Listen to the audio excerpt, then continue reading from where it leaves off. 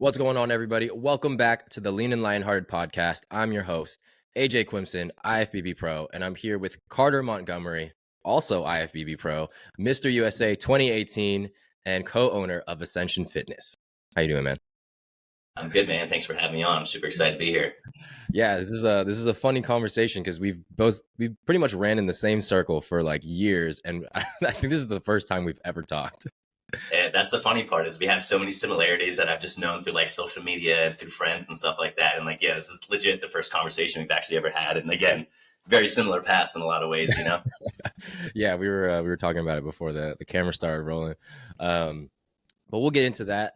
I do want to ask you a big question. You won the 2018 Mr. USA, right? I did. I got my pro card in 2017 at the USA. I didn't win the Mr. USA. What was that like? How did that feel? Oh man, that was all I remember is crying. It was absolutely a dream come true. I started competing super young at like 15. So for me, it was again something on my radar. I kind of like put my quote unquote childhood and high school years to the side to chase this dream. Didn't go to college, didn't do all the things that, everyone else was doing because I just had this dream. And I told myself if I wasn't pro by 28 that I'd make it happen. And at 22, I won USA's, dude. And it was just completely life-changing. Damn, you were 22 when you won Mr. USA. Yeah, I was young. That's crazy. What was your mindset going into that prep? Did you think that you were going to win the Mr. USA? No, dude, I had no idea. So the funny thing is, man, is I did Miami Nationals a couple months prior, the November prior. Mm-hmm. And I went on stage and I tripped on stage in my comparisons and my posing routine. And Steve Weinberger looked at me and he said, "You should have won this show. You're the best looking dude on stage, but you pose like shit.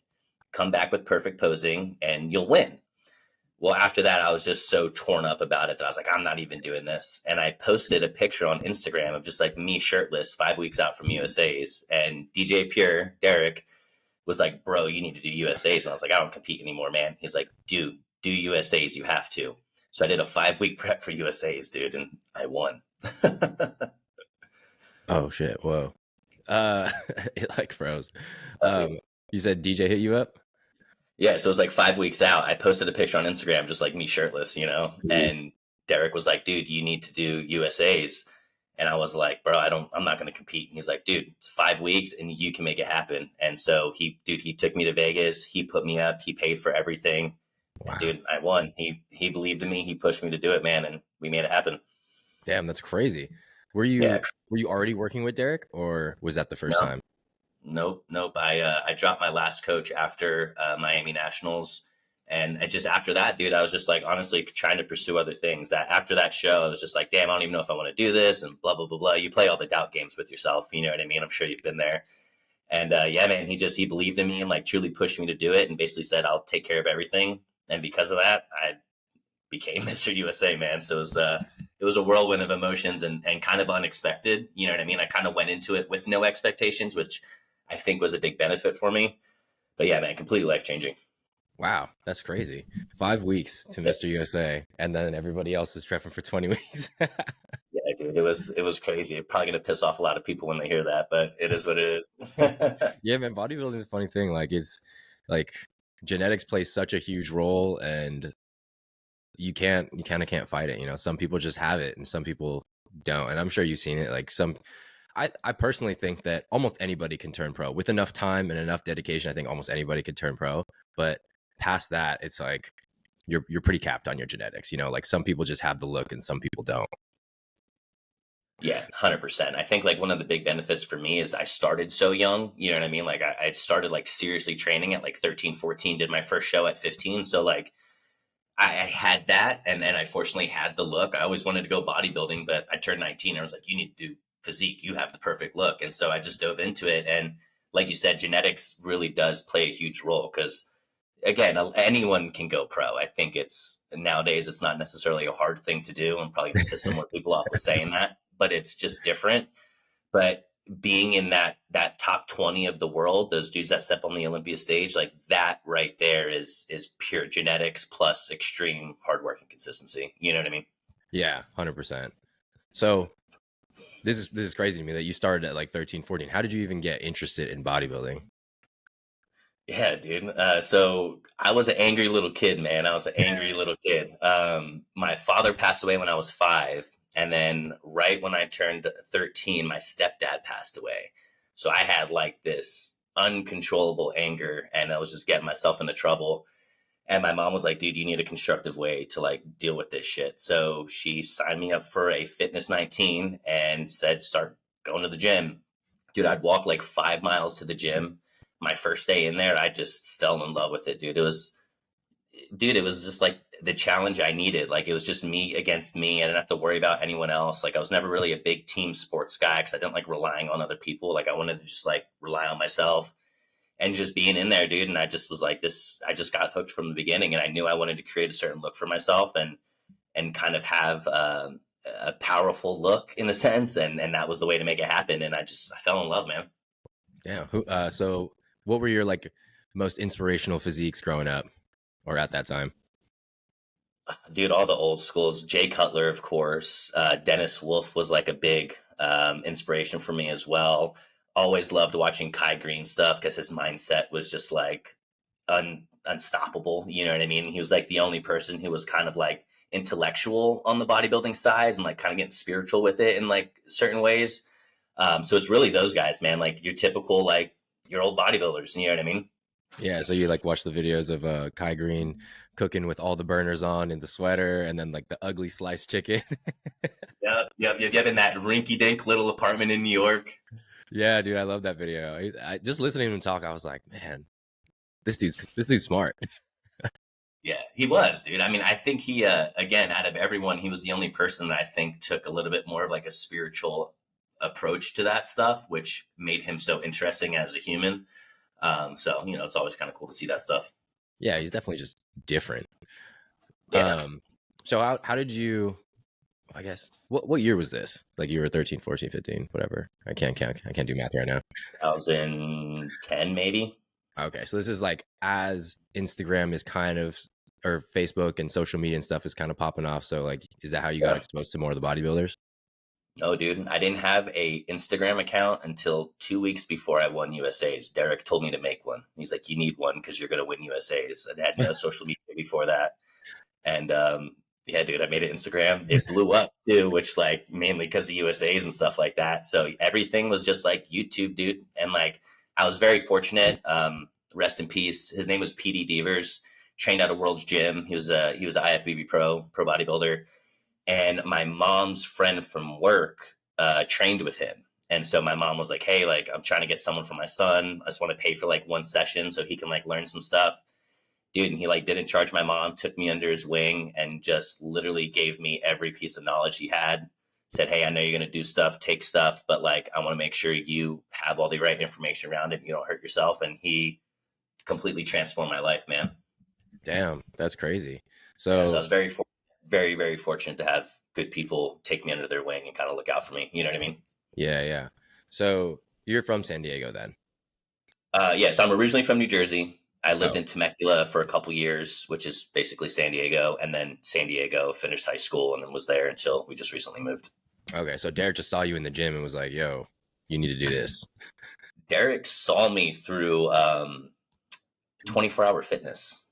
Uh-huh. Oh, which one? 24-hour fitness Balboa. That was like the mecca of everyone would go there. And that's Yeah. just where I started going because it was a big gym. And I don't know why. I literally had to drive like 40 minutes to get there. But I just started training there. So that's kind of how everyone started to see me because they're like, "Who the hell's this kid?" And I was just like in there and train my fucking ass off, dude. You know what I mean? And just kind of getting some momentum through that, man.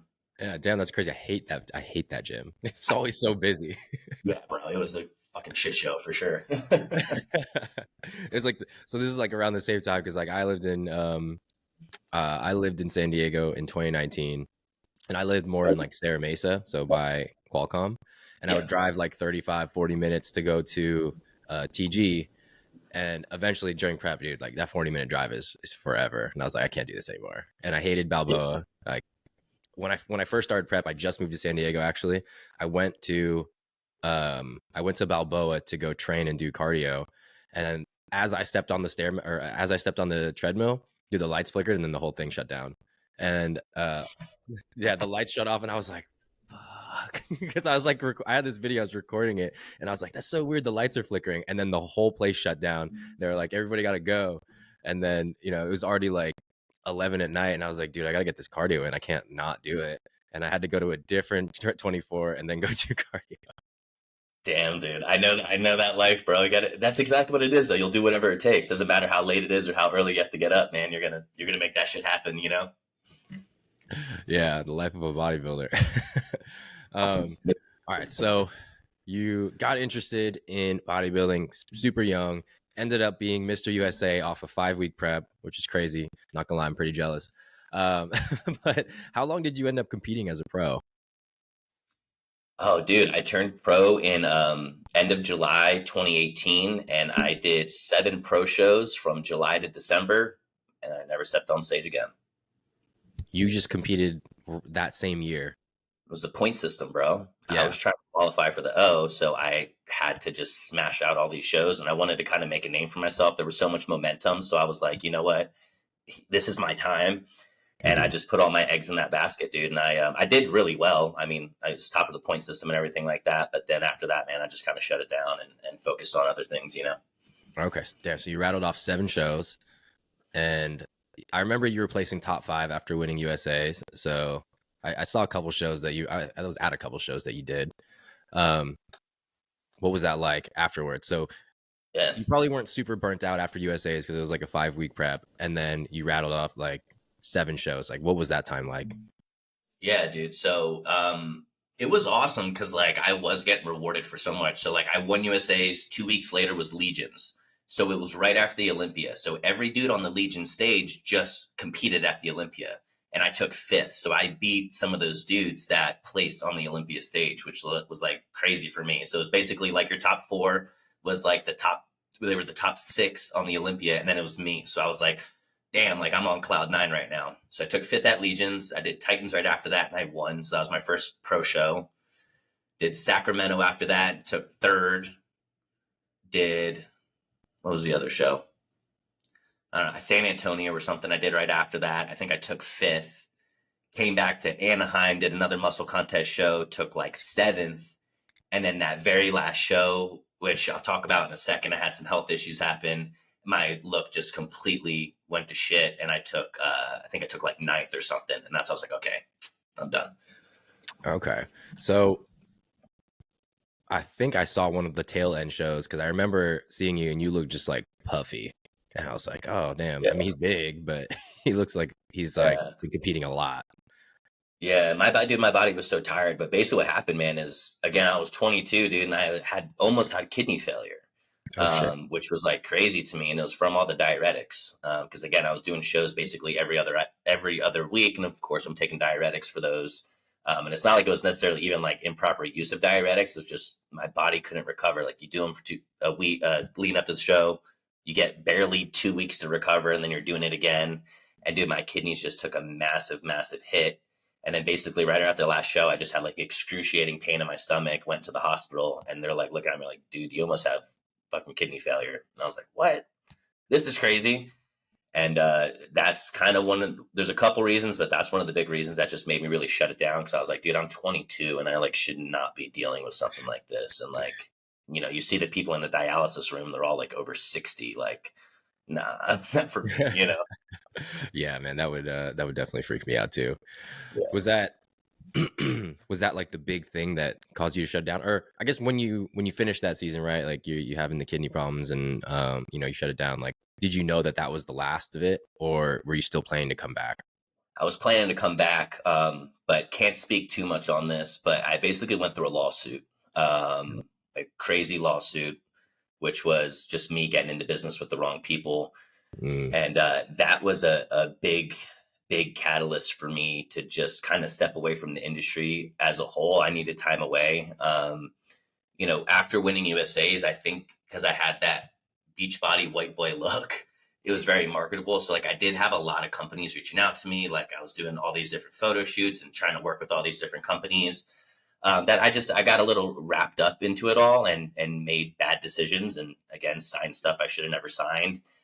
And because of that, man, that was like a big catalyst for me where I'm like, yo, I need to step away and actually focus on like building something for myself and finding my love for this again. Because that love I had when I was, 13, 14, 15 for bodybuilding, for training, for the industry, for everything, the snap of a finger, I lost it all. Like I hated everything.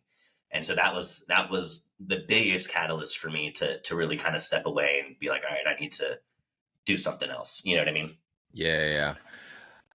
I mean, I definitely didn't have it on your scale, but when you first start having companies hit you up, you're like, damn, this is pretty cool. Like I've never had people do this and they're offering me things, and I just got to promote something. Like, I don't know about you. I was always kind of like, I'm only going to promote something I like, but at the same time, you don't realize that it is a lot of responsibility to be part of their team, and it's their business and there's things expected of you. And sometimes you just kind of don't know how to handle it. Was it like that for you?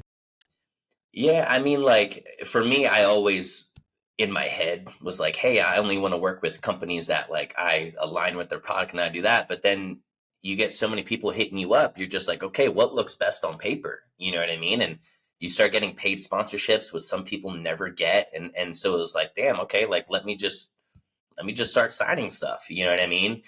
So like and then yeah, it's exactly that, man. You realize like that it's a job. It's a job. Like you are working for a company. You're not a solo person. You're not running your own business. You're an employee of another business, and you need to uphold those obligations.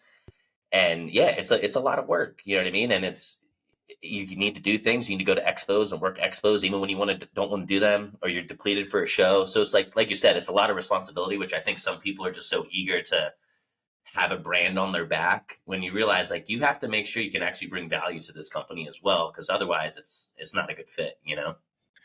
Yeah, yeah. It's funny because people think that like, oh, like when they see like YouTubers or whatever, like all they do is just record themselves. It's like there's a lot of work that goes into talking to the camera or recording or learning how to edit or being able to post something for a supplement company without feeling like you're, some slimy piece of shit, or something like that. There's like a lot more that goes into it. Plus it's at the end of the day, you start pushing these products is your image. And I'm sure, I mean, a lot of people that have just pushed different company after different company after different company, like year after year. And you're like, I mean, how good's your word, and that's your own personal brand. Exactly. And I think so many people, and you really do see this within the pro league, dude, is you see so many people do that every year. It's a new company, and then they go to the point where like, okay, I want to start selling my own stuff. Well, dude, nobody trusts you at that point, because they realize that like you're kind of just a company slut. Like you're just bouncing to the next company and doing what you can. And again, like I don't blame anyone for that, but it's just so common, and it really is like it does taint your image, it taints your brand, and that's one thing I'm grateful of is I really only worked with one company for the whole time. You know what I mean? Everything else was just kind of like freelance work. Like I would do it for like a one-off thing and stuff like that. But yeah, man, it's just like you said, dude. It's your image, and once that image is ruined, it's done, in my opinion. You know? Yeah. Yeah. Well, or it takes a really long time for people to trust you again. And then if you do, when you should finally decide that you got to have something for yourself, because you're not going to be pretty forever and worth something to a company, like you got to have something for you. And if you have no name or you have no brand, like you are your word. And if no one trusts your word, then they're not going to trust you, and they're not going to want to buy whatever it is that you're trying to sell them. When Yeah, you got into 100%. bodybuilding, did you have the idea that you were going to try and make something for yourself out of it, or did that just kind of come later on as you got older? No, man, that came later on.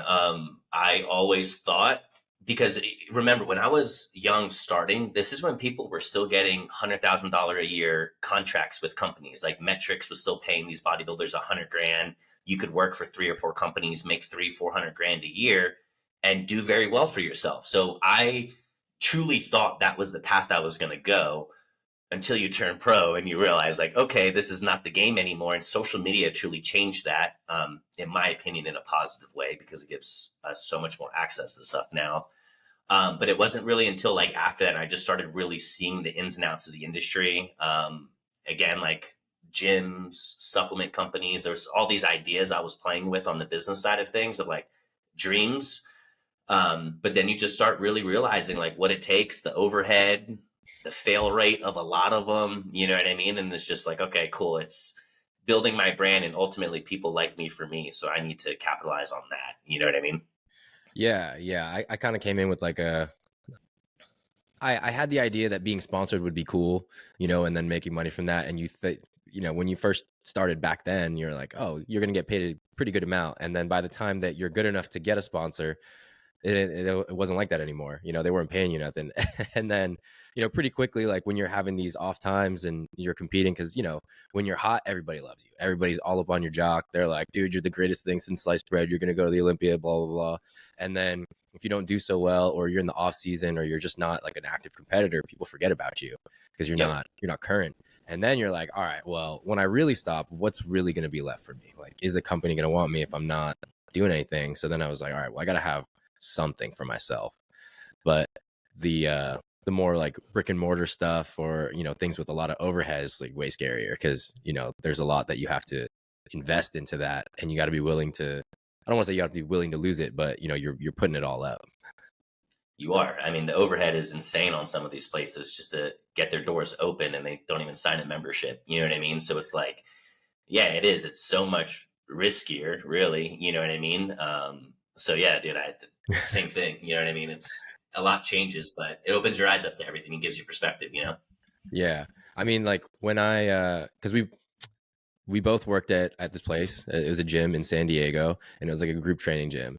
And I remember people would always ask me like, oh, do you want to open up a gym one day? And I was like, well, I did a little bit of research, and it's like the gym that I would want, like the bodybuilding gym, doesn't really make that much money. The one that makes money is like the group training gym. But if I open up a group training gym, I don't have money to pay trainers to go train. I would have to be the one doing it. And it's like, and I don't want to do that. So that's why I never ended up wanting to open up a gym. Yeah, well, it's crazy, man. Like for a long time, that was like my plan was doing that, and then I worked up from trainer to head trainer to the GM, so I was managing the whole entire gym. And you start doing payroll, you start seeing all the expenses.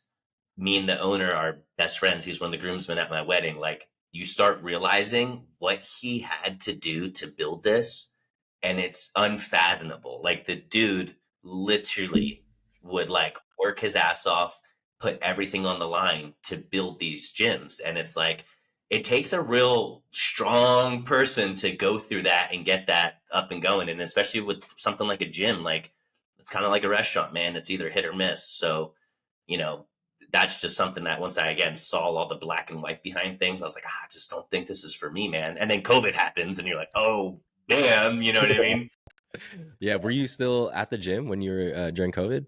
Yeah, dude, I helped them make it all the way through COVID, which was just crazy to just see him navigate people and their emotions and their personal feelings and the finances and the mandates. And it's just like you're getting shit thrown at you from every different way. That like again, as a brick and mortar business owner, you need to figure out how to navigate this stuff. And again, it takes a real special person to be able to do that. And it's just something that I knew didn't really align with me and what I wanted to do. You know what I mean? Yeah. Was it didn't align with you, or it was too big of a risk and you didn't want to take that risk? Both, dude, because I wanted to be able to go, like, again, we just traveled for 5.5 weeks. Like, that's to me freedom. Like, I want to be able to do what I want when I want. And I understood if I opened a gym, there's no doubt that I wouldn't be able to make it a successful gym. But the fact is like, dude, I'm stuck at that place for a minimum of 10 years before I can even step away and go travel for a month. And even then, you better hope nothing falls apart when you're gone. You know what I mean? You're so tied to that place. And I just wasn't wanting to do that. I also knew California wasn't a forever home for us and we wanted to move. And so if I did open the gym in California, I'm not leaving. You know what I mean? So there's just a lot of things that I was just like, this just doesn't align with me and like what I truly want for myself. You know what I mean? Yeah, yeah. I remember I saw videos of like you and Kat. Yeah, I think you guys were training people at like the roof of a parking structure or something like that. Dude, me and Kat, the parking structure, we would go to the beach all the time, parks, like we would just do everything we can to like try to get people a good workout, you know? Yeah. How was that like dealing with people and all their different opinions about it and everything? Was everyone pretty kind of like on a similar page, or were people like fighting about it and you're trying to break it up, or?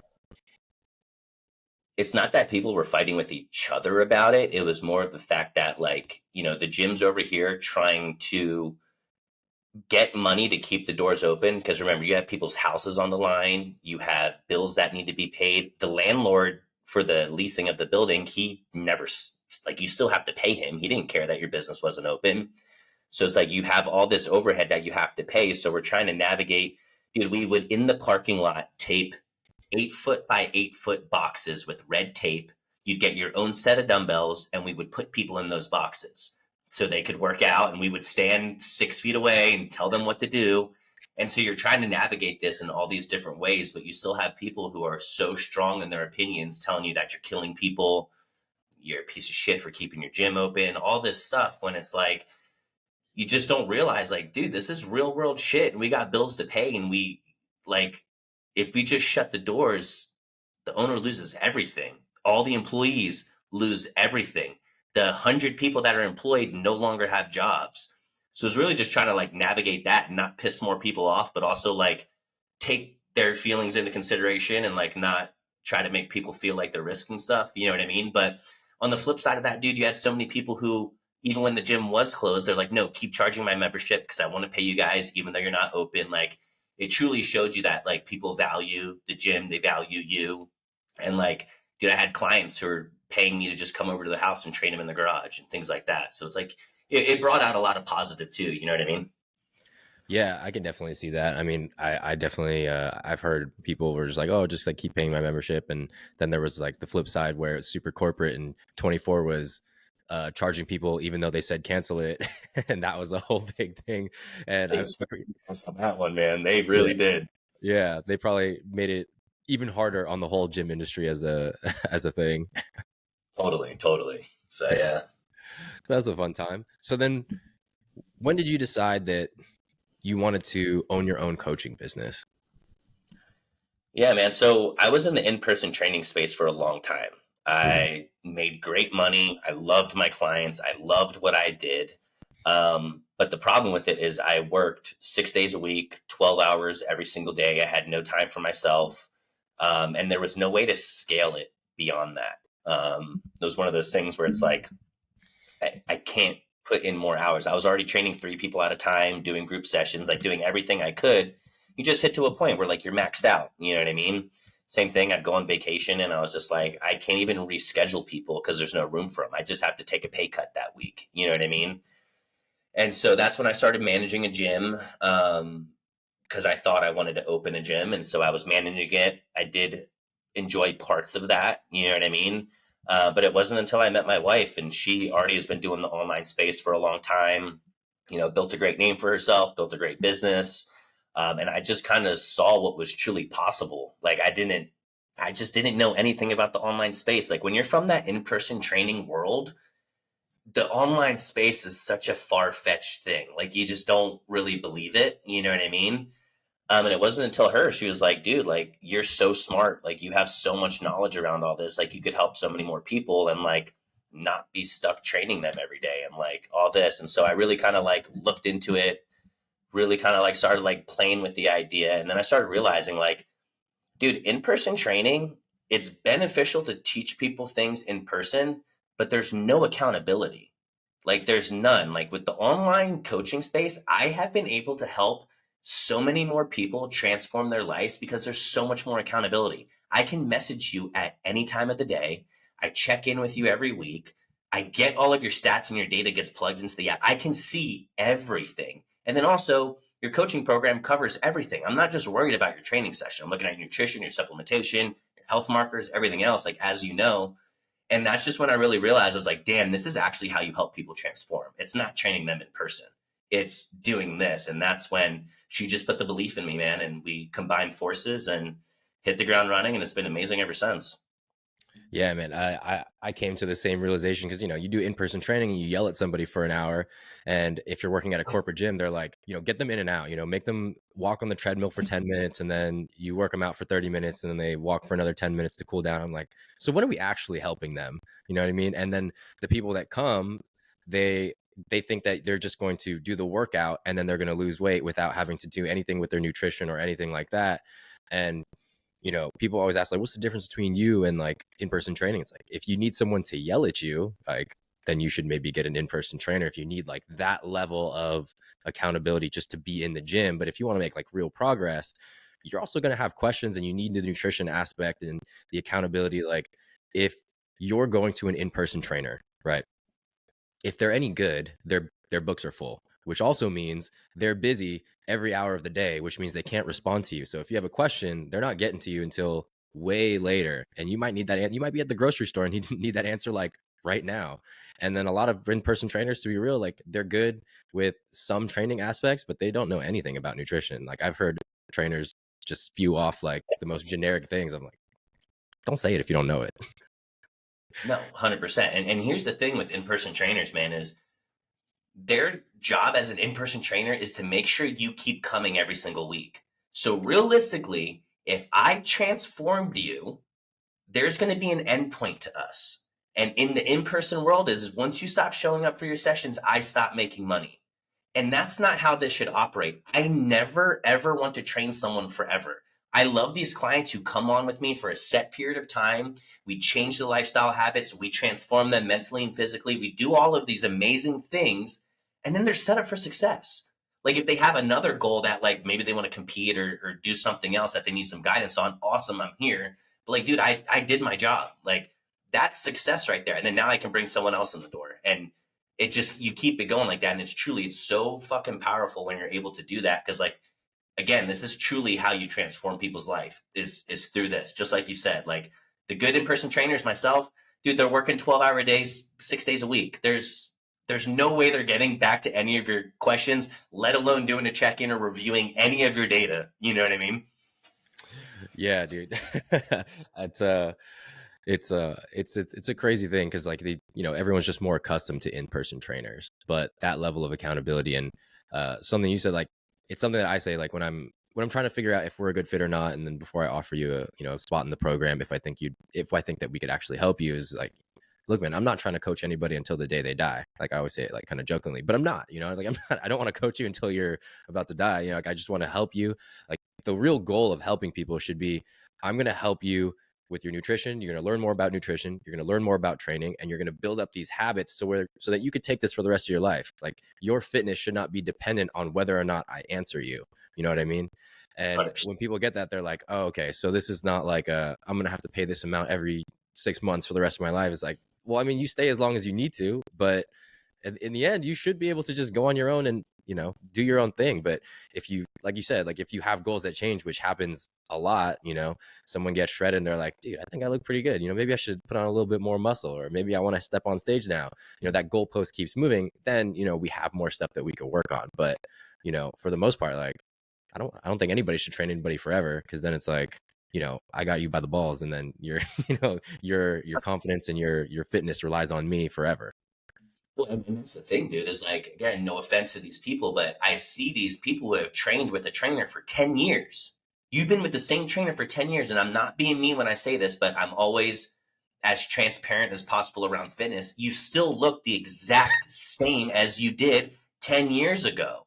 You know how angry I would be if I paid someone for 10 years and I maybe have good form, I maybe have a little bit more muscle tissue, but I still don't look drastically different to others. Dude, that would make me so angry, so fucking angry. You know what I mean? And it's like, and I think that's the beauty of social media, the beauty of technology is like, I don't need to be with you in person to even fix your form.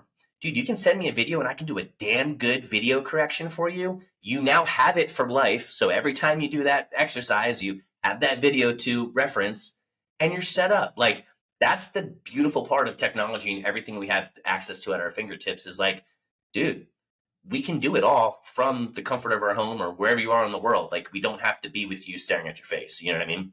Yeah, 100%. Plus, like we can charge it theoretically. I mean, if you're comparing it to in-person training, it's significantly less for you, because when you're paying for an in-person trainer, you're paying for the time. Because if I'm working with you, I can't do anything else for this amount of time.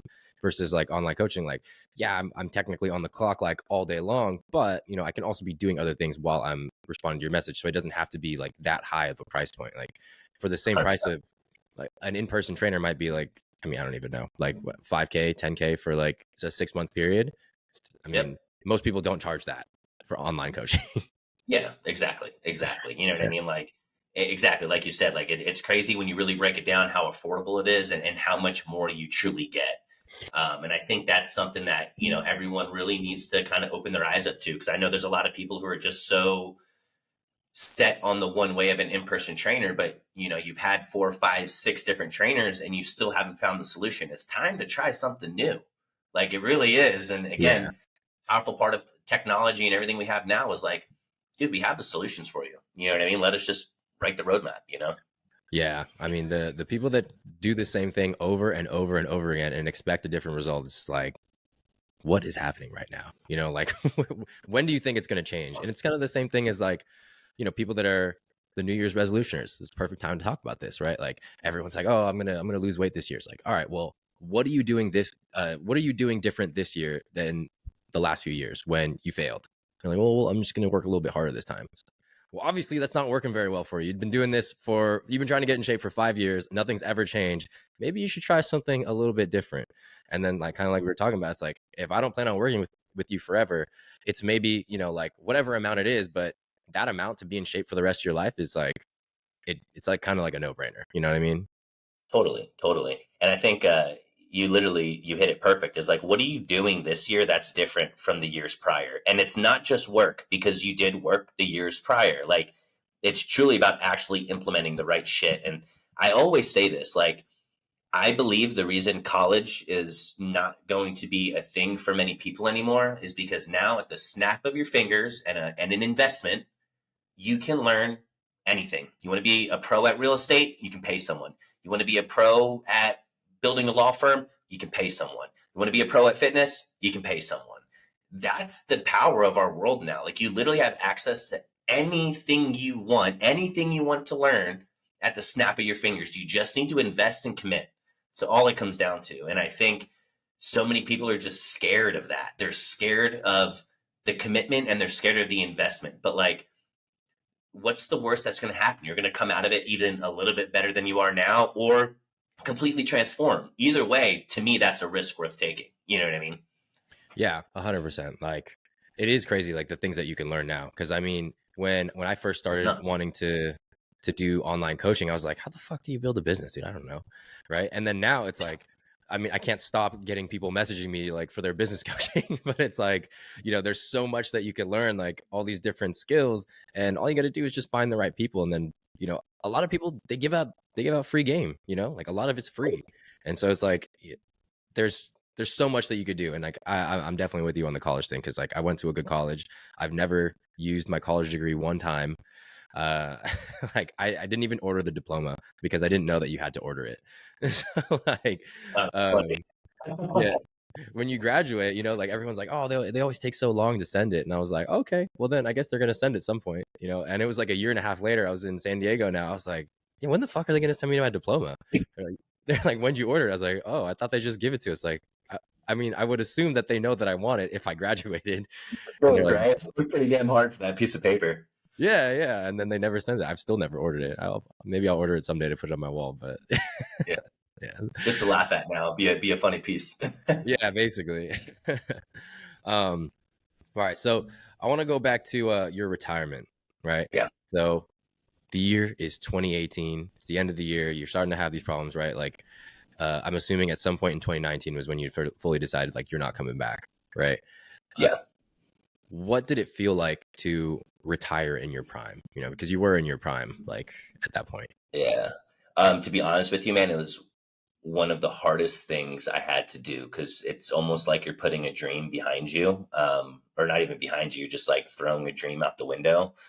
So it was really hard. But the hardest part for me, man, and I think this is where me and you can kind of relate on a lot of things, is I spent my whole time, my whole childhood, everything chasing this dream. Like all I knew was fitness.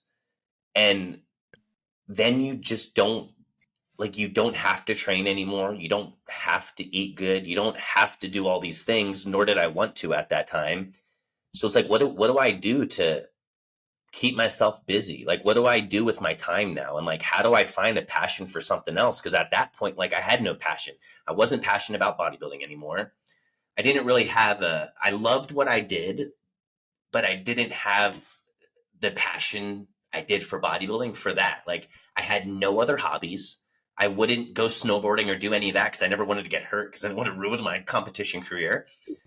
So like it was hard for me to truly like find hobbies and just find things that I enjoyed doing again. Because again, I was a one trick pony, dude. You know what I mean? Yeah, it's a weird thing because like I retired in my prime too, and it was a very similar feeling. Like I always said when I was competing, like I'm not just a bodybuilder. There's so many other things that I like. And then the second that I retired, I was like, okay, but what else do I actually like? Like, what am I gonna do with Yeah. my time now that I don't have anything? And it was like I just wanted to spend time with my wife because like I had sacrificed my 20s to do this bodybuilding thing, and even some time with her. Like we started dating when I met her at 2017 USA's when I turned pro, and from then on it was like just competing. So like it was like cool in the beginning, and then all of a sudden I'm not spending time with her because I competed for an entire year, and Uh-huh. you're just like you're in this weird place where, because bodybuilding's so extreme, like you're either like 100% on, and then all of a sudden when you're off, you're like, I want to do everything in the world that I haven't been doing. And in a way it feels good, but then you always sit there at night and you're like, what am I doing? Like there's no next thing, which I think is kind of the double-edged sword of bodybuilding. You're always thinking like, what's the next thing, what's the next goal, what's the next show, which can make a lot of people depressed because they're always thinking about the next thing. But then when you have no next thing, I think I felt worse because I was like, dude, I'm not doing anything with my life. Well, I mean, that was the biggest thing for me is for years, 10 plus years, my days were so structured.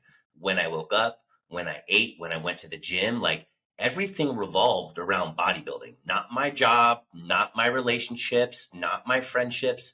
It revolved around that. And then you just wake up one day and you don't have to do any of it. Like there is no structure to any of it. Like again, you're free, do whatever you want. And you just get to a point where like, yeah, dude, it makes you super depressed. Cause like I had to actually figure out like who I was. Like, who am I outside of like bodybuilding? Like, what do I actually like? What are my values? Like, what do I even care about? Like what are my own internal thoughts outside of bodybuilding? Because everything revolved around that. And so it took me a long time to really like kind of pull myself out of that shit. And again, I took time off from training, like nutrition. Like I lost a lot of my overall look. Fortunately, like muscle memory and shit's incredible, and I was able to get a lot of it back. But like, dude, it took me stepping away to actually like find myself. But I'm so grateful I did, because if I didn't, I would never be where I'm at now. Like I'm still amazed with everything I've accomplished and I have in my life and everything that's come my way. I'm just so grateful for. And like when I bodybuilded, dude, I didn't put energy into anything else, dude. Like nothing, not finances, not relationships, nothing. And so like you said, it's a double edged sword. There's a negative side to it, but you kind of got to go through the negative to be like, oh, this is a massive positive. You know what I mean? Yeah. Is that when did you meet your wife before or after you stopped competing? I met her. So we were friends before, Okay. but we didn't start dating until after I already like went through all that, kind of found myself again, and was just kind of on like a new path. Which I'm also super grateful for, because like if I met her while I was competing and then she went pro right when we met, or like when we started dating, so like it just wouldn't have matched. You know what I mean? Yeah. Like I wouldn't have put the energy into it. I don't think two people competing. Some people make it work, and like honestly, I'm so impressed by that. But just like for me personally, I wouldn't. It's a very selfish sport, and it's all about me. And and fortunately, at that time, I was able to make it all about her, and that is what I'm super grateful that I was able to get myself to that point to be able to provide that for her as well. You know what I mean? Yeah. I mean, it's cool. Like, I think timing is everything, because there's people that you met, like maybe it would have worked out, but it wasn't the right time. But then everything lines up perfectly for you to have a big moment like that. Do you, I've asked this before, but do you believe in fate or do you believe in coincidences? I don't believe anything is a coincidence. Everything is fate. There's nothing. Nothing's a coincidence, in my opinion. Okay, I got you. So, as you're going through this where you're not training and everything, you're not eating as well, like you probably hold shape pretty well for like a little bit, and then all of a sudden you start to see yourself, more or less deteriorate every time you look in the mirror. Like you're getting smaller, you're getting fatter. You're like, damn, this sucks. How was that like for you? Dude, so one of the things that kind of it was my next hobby is I was actually leaving work one day, and I've always wanted a motorcycle since I was a kid, and my work was right next to the Harley dealership. And it was Mhm. like 9 o'clock. They just opened. I got to the stoplight and I was like, fuck it. And I turned in, pulled in there, walked out with a bike 2 hours later. And so that was huge for me though, because it gave me a new hobby. It gave me a new passion. It gave me something to, again, occupy my time with and have a passion for again. Like I actually was like, damn, this is something I've always wanted. And now I have it. But like, it took me a while to really realize, like, I kind of masked how I was feeling. Like I was drinking a lot more, I was smoking a lot of weed. Like I just, again, I was very productive with my life, but I was just doing a lot of things to kind of mask myself from those true feelings. And it wasn't really until I kind of stepped away from all that stuff that I realized that, like, since I was a kid, I always, not in a cocky way, but like, because I started so young, I was always looked at a certain way. I would always walk into a certain room and kind of own the room because of the way I looked. There was a lot of things that played into how other people treated me. And I never really realized that until I kind of lost it. People weren't stopping me in grocery stores anymore, asking, like, hey, what do you do? Like, there wasn't any of that anymore. And like, I didn't really even know how to deal with it, dude. And then I started realizing, like, because I had such negative thoughts about it all, I was trying to say, like, I didn't care. But then when I really like sat down with myself and like really thought about it, I was like, dude, that's part of me that like I tried to erase, but like I don't want to erase it. It doesn't mean I have to compete. But like, dude, health, fitness, training has always been such a big priority to me. And it's always been my happiness. Like that's truly when I'm the happiest, is when I physically and internally like feel and look my best. And so like, dude, it took me legit like almost 4 years to like get that fire back, to just get that drive, to like understand like, hey, I can put intention and enjoy all of this, but like I don't need to compete. You know what I mean? Yeah, yeah. I've felt similar. I think that something that you said that I didn't quite think about was I I always kind of knew that people would treat me differently because like even when I looked at myself, I was like, you're just a shell of your former self, bro. You know, like you're not jacked, you're not shredded. And then when I had those thoughts about myself, I was like, you don't look as good as you used to. And then to the average person though, they're like, dude, you look fucking great. And it's like, Yeah. no, but you should have seen me like way back when. Like I was awesome. But but it is true. Like people ask you less, people stare at you less, and like in the moment when people are like always bothering you or like they touch your arm or something like that, it's like weird. um it's like flattering like deep down, but it is weird. And then when you're having those thoughts, and then also you're having those thoughts, you're like, oh, I don't look like that, and then also that stuff isn't happening, like nobody's stopping you at the grocery store, you're like, okay, so it is true, like I really don't look the way that I see myself in my head anymore. That was like, yeah, it's just it's such a weird thing because I mean, it sounds When it like was you didn't like, want to be. Oh, good. yeah, I was just gonna say, like, I don't know how it was for you. Like, did people always like hit you up like, hey, when are you gonna compete again? Like, when you stepping back on stage? That happened to you? All the time, man. Especially, well, I'm sure it happened even more for you because you're in San Diego and that's like the hub of what everyone does, right? So it was like people always ask like, oh, what's next? What's next? What's next? And I was still getting bigger to compete, and like eventually it was just like COVID happened and it was like scary, everybody was dying. I mean, maybe it was just social media at the time, but it was just like you just kept seeing people die all the time, and I was like freaking out about it, and I was like not having a good time, and I started to like lose the fire. But I also moved to Texas where nobody bodybuilded that I knew, so it was just like me, and it's a little bit different when all you see in San Diego is people bodybuilding, and and then but yeah, people would basically message me like, when's the next show, and then in the beginning I was like, oh, I don't know, maybe I got a lot of stuff going on this year, I'm getting married and blah blah blah. And then the longer it goes, I actually kind of realized, I was like, dude, being normal is kind of cool, like when I was competing, I remember I would say it all the time. I was like, I don't know that I could ever be normal again. Like I'm just used to eating 6 meals a day. I don't think I could go back. And then now I'm like, dude, I don't want to eat 6 meals a day anymore. It's so time consuming. It's annoying. Yeah, no, I don't. Yeah, honestly, it's miserable. Like, I look back at the stuff I used to do, and I'm just like, no wonder I was so angry all the time, dude, because I was miserable. You know what I mean? Like, I was absolutely miserable. I was in pain every single day. I had no energy, eating 6 meals a day of like stuff I did not enjoy at all. You know what I mean? So it's like, yeah, dude, it's fun being normal. It just took me a long time to figure out how to incorporate my old me with the new me. You know what I mean? Like, how do I how do I do this and not go to the extremes I used to? And it just took me so long to figure that out because I'm just so used to going to extremes. Like, again, as bodybuilders, like you said, dude, we're extreme people. Everything we do, we're going to do it like 110%. Like, you want to go ride a snowboard? Well, you better bet I'm going to go do that shit like 110%. You know what I mean? So it's like, just took me like a while to kind of merge the two and find that good balance between everything. You know what I mean? Yeah, yeah. I think the hobby thing definitely helps. You know what I mean? Because I always say that I feel it's just my opinion, but I feel that most people as they get older get depressed because they don't have some kind of hobby. That's why dudes love watching sports or playing fantasy football because it's the only thing that you're competing at. Everything else in your life is fucking boring and it's not going anywhere. So like when you lose that hobby, it's hard, especially one that's so all consuming like bodybuilding. Like you just need to find something to replace it, and not everything can take its place. You know, like I was trying like MMA and stuff like that, and it's fun. Like I like it, but it ended up starting to be a huge time commitment, just like bodybuilding was. And then my wife didn't like it, and it's like I'm past that point in my life where I need to like dedicate everything into a sport.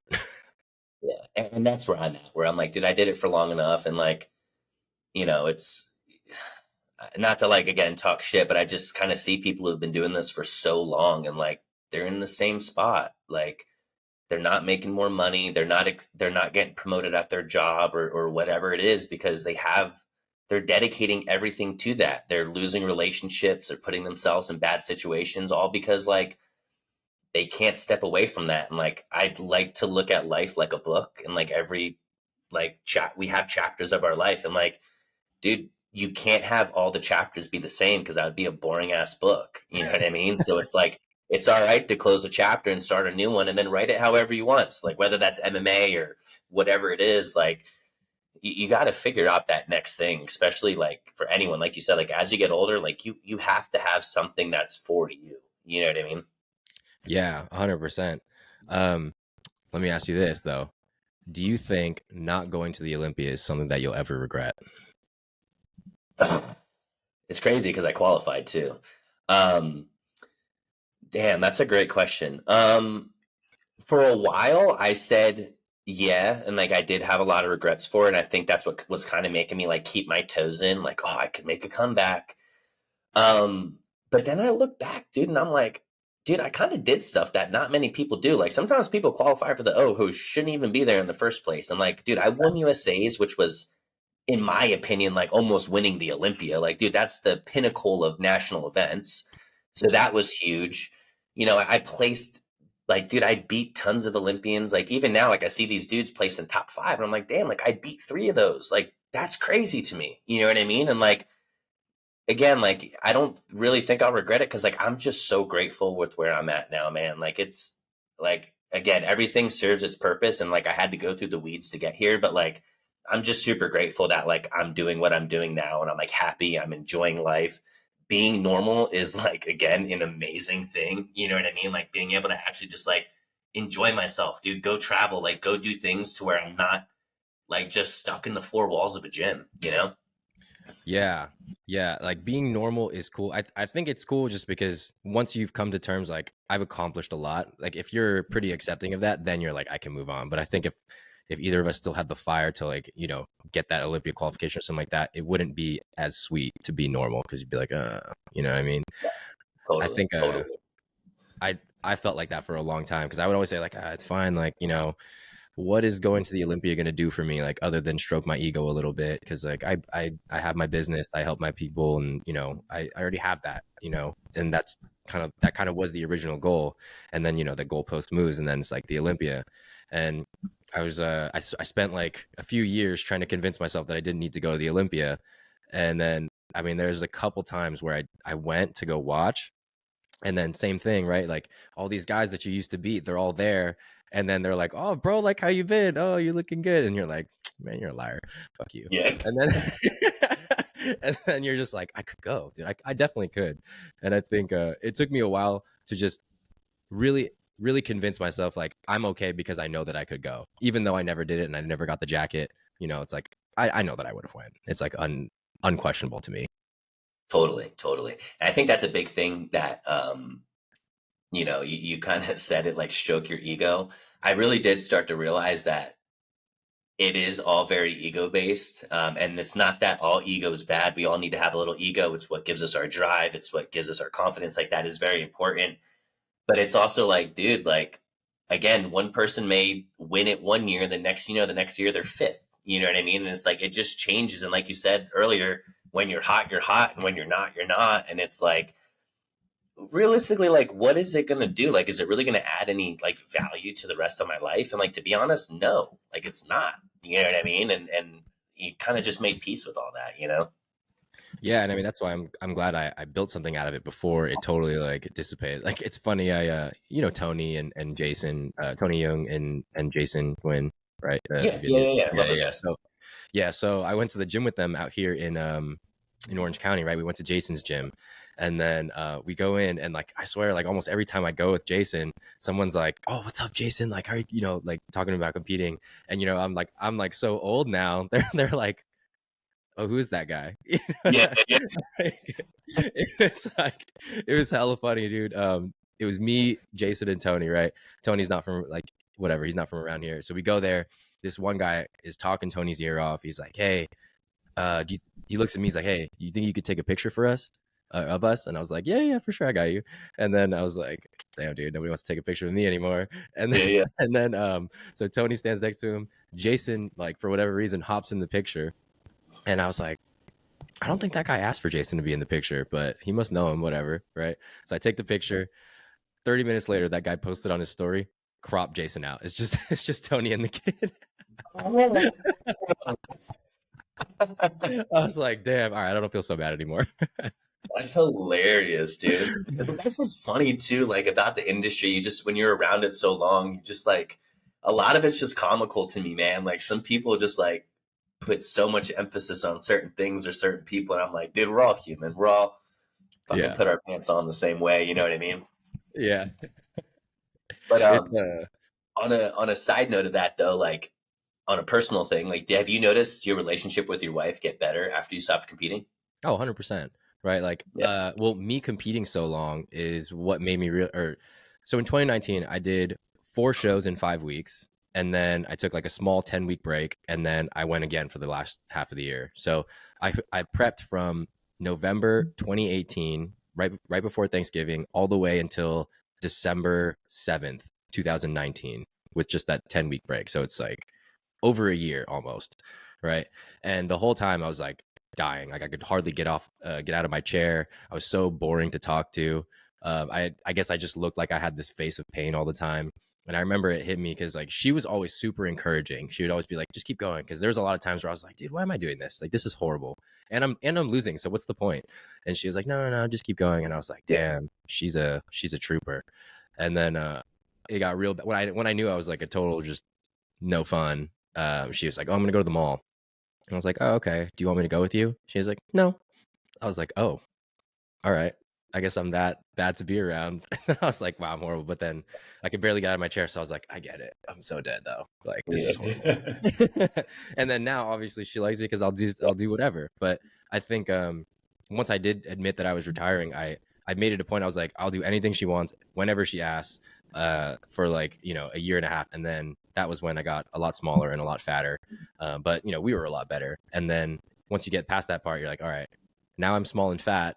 I don't like the way that I look. Like, I need to find that balance of like taking care of myself still. And it feels weird when you're a fitness coach and you're like letting yourself go. I mean, by your standards, and then you want to live the lifestyle. You want to be that example for your clients still. Totally.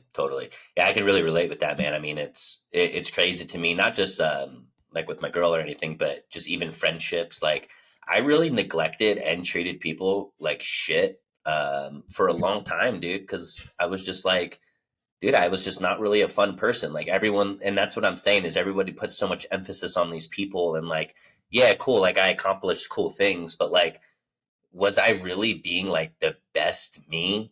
Absolutely not. Absolutely not. And it wasn't until after, man, where I really, like, again, I found myself, and like I just started being like myself and like living for me. And I think once you truly do that, like, you can actually show up as a husband, as a father, as, whatever it is. in a whole nother way.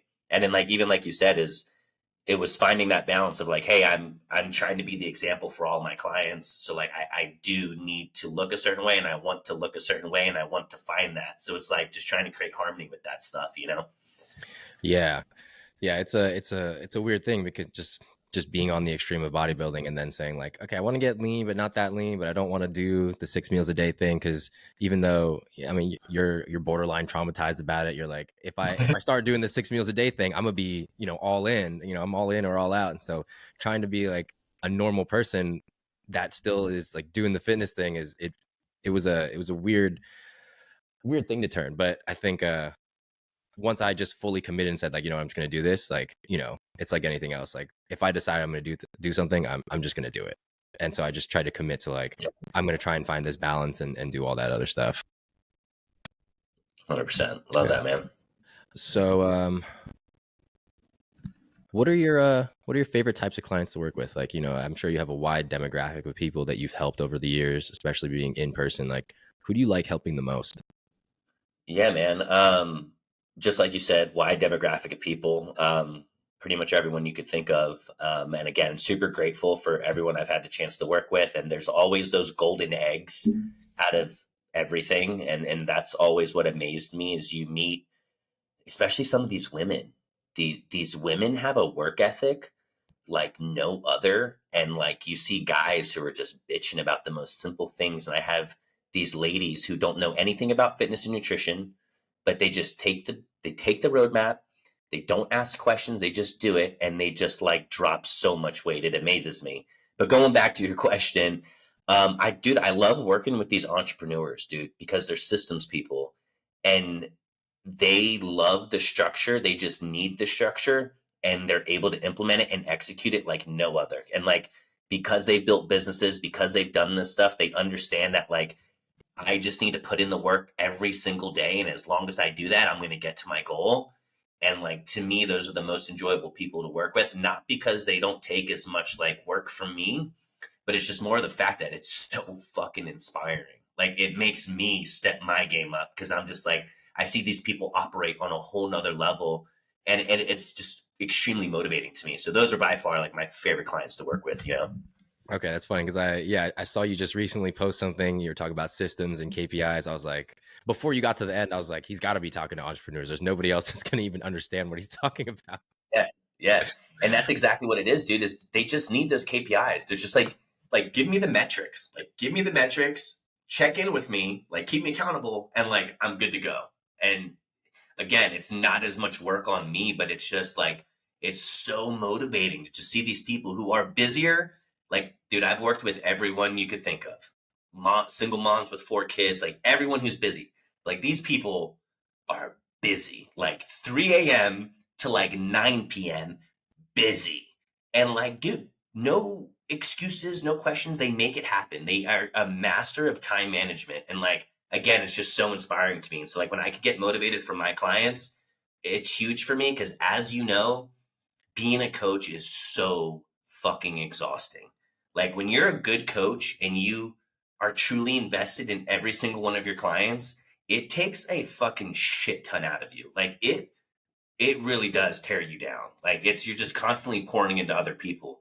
And so when I can just get a little bit back, dude, it's like it lights a fire for me. You know what I mean? Yeah, I totally know what you mean. Like, it's funny because sometimes the business people don't get it until you explain something in business terms. Like you're like, if you just got to do these 5 things and you hit these KPIs, you'll reach the goal. And then they're like, oh, okay, that makes sense. So don't eat the hot dog, you know? And it's like, they're like, just, okay, meal prep this amount of times a week and then I'll get to the goal eventually. It's like, yeah, it only makes sense. So yeah, I totally get that. And it is crazy when you find people that are so busy. And sometimes, you know, like you still bitch about like coaching and you're like, sometimes you're like, oh, I'm so drained. And I'm so like, I'm doing this and doing that. And then all of a sudden you see them and you're like, all right, I can't be a bitch. I mean, I'm coaching them. I still have to uphold like some level of standard to myself too. Exactly. Do you feel like you're like, at that point, more, you know? Oh yeah. 100%. The overachievers are always fun and they always like kill it. Like, Yeah. you did say something like, it takes a lot out of you to coach and just pour into people. Like, I don't know how you do check-ins. I do Loom videos, and sometimes, man, like, it just recording these videos and talking, because I take them in one shot, you know, like, I'm not gonna fake it. And so sometimes I'm like, man, you really should have done that. And you want to, the bodybuilder comes out of you, and you're like, you know, you need to do this shit, but then you're talking to normal people, and you can't be like that. So you have to like reel it back and trying to do it in real time and just give them the energy that they need. Because some people need the kick in the ass, and honestly, some people just need that positive reinforcement. Like, hey, you did this really well. Next time, let's also do this. Let's build on that because you're doing this really well. But being able to switch up your personality and like how you talk to people is it's pretty draining, to be honest. It is. You have to, like I would say, you have to be a chameleon. Like you have to know the client you're working with and what they're going to respond to. Again, some people respond to like, "Hey, you're being a bitch. Like, clean it the fuck up." And I have learned through my years, a lot of people actually respond to that, even when like you don't think they do. Like some people, no one's real with them. And like for a while, I would say like I tried to avoid some of those tough conversations with clients. Not that I didn't have them, but I would almost like sugarcoat them too much, and then you find them running into the same problems, and then you finally get frustrated, like, yo, no more. And then it's like, okay, cool, they get it, you know what I mean? But like that's also like I was saying earlier, dude, like this one client comes to my mind, this girl Madison that we're working with right now, and this girl Bianca. They are like, I would have never expected when they came to us. They were definitely overweight, not happy, not confident. And like both of these girls like barely communicate with us. Like they do their check-ins on time. Like they're always on point with that. But I'm saying like there's no like extra, like I need this, I need this. And dude, they're dropped like 60 pounds in a couple months. Like they look like completely different people. And like when I see that, dude, it's so fucking inspiring. Like, cause that shit's not easy. When you're lean and you're like going to the gym, it's fun. When you're seeing yourself get a sick pump and look fuller, it's fun. But like losing that much body fat is not fun. You get to go to the gym every single day and feel exactly the same. But then 6 months later, they're completely different people. But like to have the mindset to like actually push yourself through that, I don't think a lot of people actually like celebrate that, because it truly is like, as you know, takes such a strong mind to do that, you know? Yeah, and it's a lot of those overachievers are like that too. You know, like they're like, well, what's the next thing? And they never celebrate what they just did, even though like I have this one client, she's so negative about everything that she's doing, right? She's like, well, I'm not doing this better. I'm not doing this better. I'm not doing this better. And so like, that's someone that I don't really feel like I need to be like, don't be a bitch, right? You know, just do this. Yeah. So I was like, look, man, like, what were your big goals, right? She lists them all out. And she's like, I want to do this and this and this. I was like, all right, how do you feel we've done? She's like, well, we did this, we did this, we did this. I was like, so it's been 3 months. You've knocked out a bunch of them. Why are you so mad that you're not like sleeping better or doing this or doing that, right? Like, you know, because I was like, try and get 7 to 8 hours of sleep. It's like sometimes it's 6.5. You know, it's like you have to celebrate it to keep you going, because if all you ever do is be negative about what you're doing, you're not going to do it for any long period of time. Eventually you're going to burn out because all you do is see the negative. Totally. And like, you have to have fun with it. You have to make the journey fun. And part of that is, like you said, it's celebrating the wins, man. Like it's celebrating the things you're accomplishing. And we're always going to be our own worst critic. But like, that's like you said, man, sometimes the coaching is less around telling them what they need to fix and more around the like, dude, you need to celebrate the things you're actually accomplishing. You know what I mean? Yeah, that and managing expectations. Like those are probably like the two biggest problems, because either people think they're going to lose 10 pounds in like every month, or they think that they're never good enough. Most people are on one of the sides. Yeah, I totally agree. So like I do have a question, because you mentioned girls like training super hard, right? Have you noticed that girls as a whole generally have way better form than guys? 100%. And I believe what it comes down to is fucking ego. These ladies, dude, they'll ask for help, they'll take the help, they'll apply it. All you fucking guys out there are the most egotistical people in the world. You don't want to ask for help. You always think you're right, and like you're wrong. You look like shit, and you're hurting yourself. You know what I mean? So like, 100%, the ladies always execute, especially on the form side of things, flawlessly. Yeah, I've found that like I have my clients send me videos. I want to check their form, make sure they're doing things right. Intensity might be a problem for for a good amount of girls, but it's like that for everybody, especially if you have like a bodybuilder mindset. But form wise, you could tell a girl something and she just gets it. I don't know if they just have better like body awareness. Like if I say do a lateral raise and go like slightly in front of your body and then rise up with your elbows and keep your traps down, they do it. And then the guy's like, no, but I got like 40 pounds. I was like, you're not doing it right though. What's the point of doing 40 pounds if you're using all of your traps, bro? Like you look stupid. Well, that's like the thing that I always laugh. I'm like, go into the gym, and go to like a bodybuilder gym, right? And go find a 270-pound yoked out bodybuilder. You'll still see him do lateral raises with 20s and 25s. That's all I'm saying. Like everyone's in there trying to lift with their ego and like, dude, I'm telling you, like I think it comes down to like an ego thing, man, where I'm like, dude, just like kick it, lay back. Nobody's judging you as long as you look good. Nobody cares what you lift. That was actually one of my favorite things to do when I was competing. It was like I do lateral raises. I grab the silver 15 pounds, not even like the normal looking ones, and then I'll lift them up, and I could see them like they're always looking right. You get used to it, but I'm like grabbing basically the equivalent of pink dumbbells, like lifting, and I'm like a monster in the gym, and I'm just like, 100%. Yeah. And then they go and grab like the 35s. I'm like, good for you, man. You're strong. Yeah, You're so that's strong. fun, dude. Yeah, exactly. So I want to ask, man, like, what are your goals now? So like you found some hobbies, you're doing some different things. Like what's your hobby now? Or what's your goal now? Sorry. Yeah. The goals now for me, man, is one life goal is just like to just continue like actually being happy each day. I think that's something that because I kept my blinders on and I was so focused with bodybuilding, I had myself in so many like truly unhappy environments to my own doing. But like that's one big thing for me now, dude, is just like even incorporating little things. Like we live like a mile from the beach. So just like even trying to go to the beach once a day for like 10-15 minute walk, like spend time with my dog, like little things like that I would always neglect is just super important to me now. So that's like a big priority for me.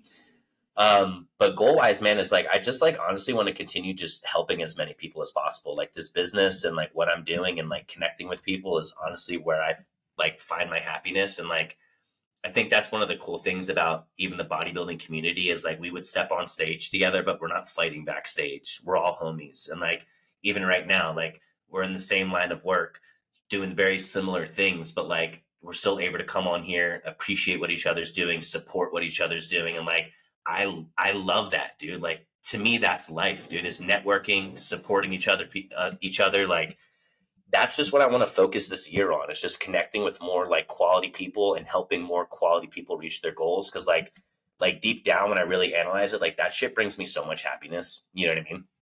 Yeah. Yeah. That's like, I mean, kind of like the age old thing, like I think a lot of bodybuilders post bodybuilding, that's like be present, like you spend so much time thinking of like, when's the next meal? When's the next workout? When's the next this? And it's like, you're never sitting there in the moment and just enjoying things or doing things that matter to you outside of how much chicken you got to eat in the next meal.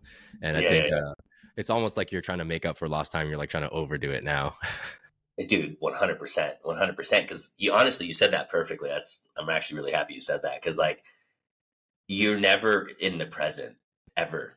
Like even in your workout you're like thinking about what's next, like every meal, like what's next. Even when you wake up in the morning you're thinking about your whole day instead of just like waking up and like taking in the moment. And it took me like legit a long time to just kind of rewire my brain to like actually like live in the moment. And I think, I know life is so short and like, dude, it's important to just like actually soak that time in, like spend some uninterrupted time with your wife and just like fucking soak in the landscape or whatever it is. Like just enjoy the time together. Cause like you're not going to have it forever, Yeah, 100%. I think it's super easy, like in general, when you're wrapped up in your goals, to be so focused on what's in the future that you don't realize what you're missing out on right now. Like we went up to the Bay this holiday season to go visit my family. It's like the first time I've been able to since like COVID, and we moved to Texas and all that. So first time I've been back for like 3 years. And this whole time I'm like, I want to build this business so big that I can take my entire family on vacation, make these cool ass memories, right? It was like this big goal of mine.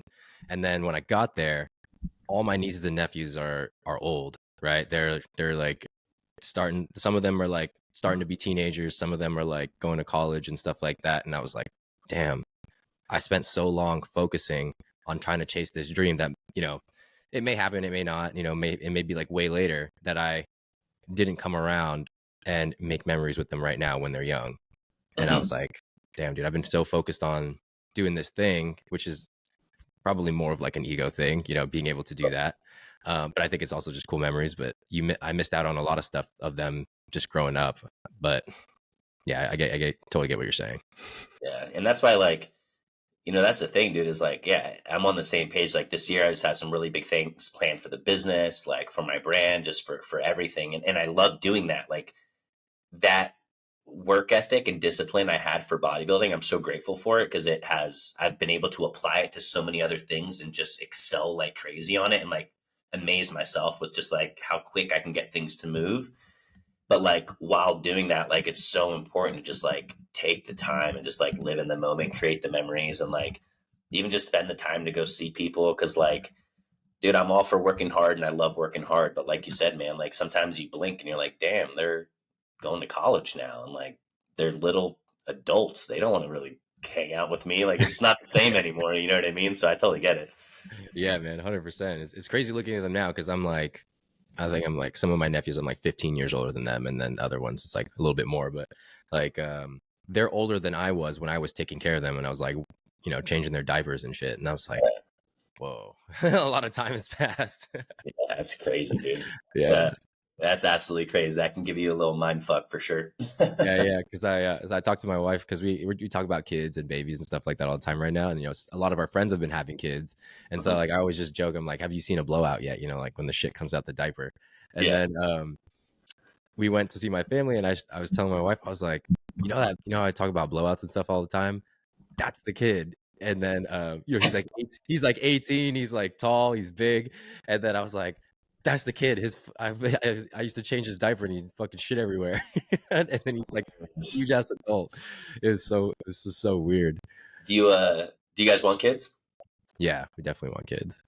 Nice. Is that Yeah, on the radar for you anytime soon or what?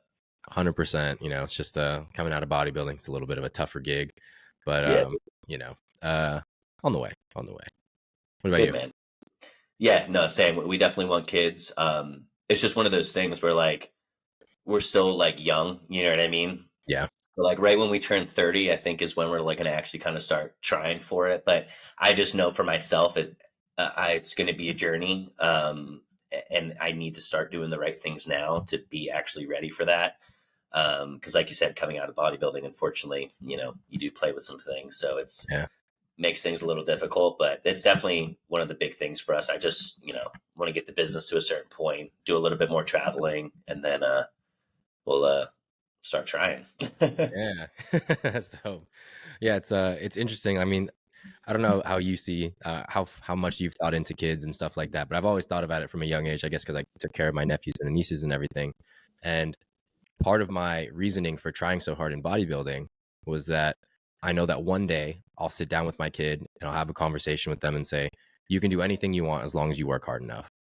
And I don't want to be that liar that says that but never did anything with my life, because what if I'm trying to empower them and they're like, okay, so you work in a cubicle, is that your dream, is that what you always wanted to do? And I'll be like, well no. It's like, how can you instill that belief in themselves, or how can you instill that belief in your children if you didn't have it for yourself? It doesn't make sense. So that was like, when I was bodybuilding, I was like, I gotta just chase this, take it as far as I can, and then when I've retired, I can tell them that I did all these cool things.